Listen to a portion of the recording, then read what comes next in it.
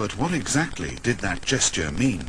Well, it's part of, if one reaches Freemasonry, then you take certain oaths, and one of them is that you'd rather have your throat cut than to divulge secrets of Freemasonry.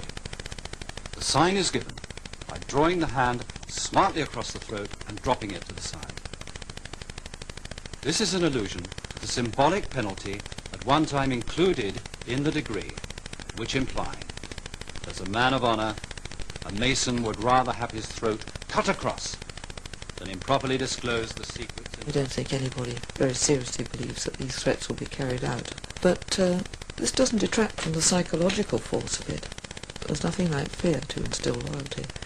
But I think even more powerful is the other fact that comes out in the ritual, where they say not only will these appalling things happen to you physically, but you will be cast out from us in every other way.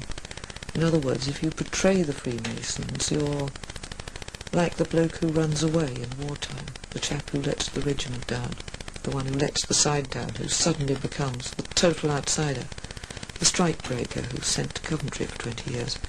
In other words, they say, we're the most important thing in your life. We never spoke. Words and actions, and it wasn't an idle gesture. It was one I took, and in the way in which he meant it to begin. John Simmons resigned from his lodge, dismayed at the gap between Freemasonry's high principles and their often shady practice.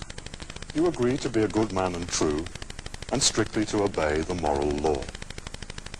You are to be a peaceable subject, and cheerfully to conform to the laws of the country in which you reside. As portrayed in the Freemasons' own video, these moral principles are read out to every lodge master at his installation. But apparently too many Masons stray far from the Masonic ideal. Leonard John Gibson is a case in point. In 1979, Gibson was installed as Master of the Waterways Lodge, which meets at the Southgate Masonic Centre in North London. He had reached this rank just 7 years after his initiation. But Masonry was not Gibson's only interest. At that time, Scotland Yard's flying squad was circulating a confidential handbook of London's top 100 violent thieves, among them Worshipful Master Len Gibson.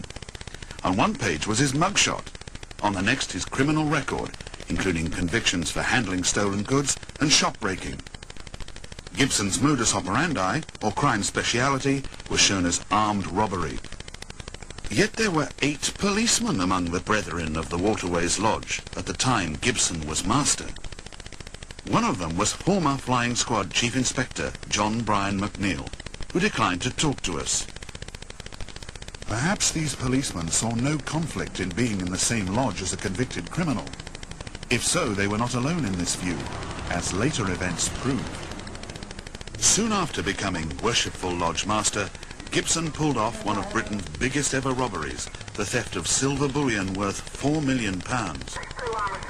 3 months later, he was arrested, and in January 1981 at the Old Bailey, he was given a 10-year jail term, as were 2 other Masons in the gang.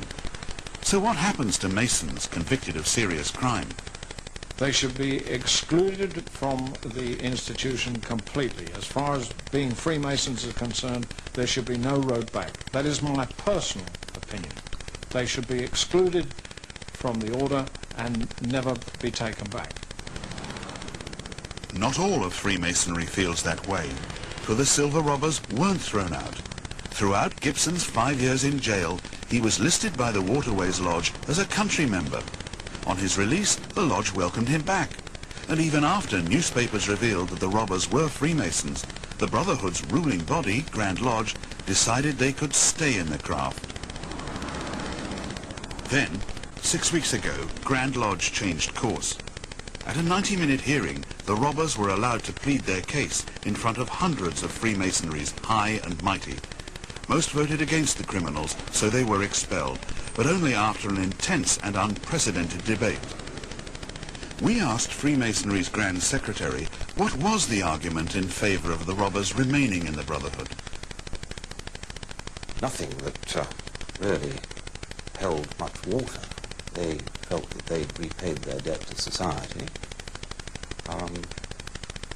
which I think is probably not quite true, and it's one of those offences, if you look at the law, it's one which can never be spent. They joined their Freemasonry, they felt they got something to contribute to it. And the Grand Lodge felt that they might have something to contribute, but their presence as convicted robbers was an embarrassment. It took 9 years for Grand Lodge to discover that armed robbers performing Masonic rituals alongside police was an embarrassment to the Brotherhood.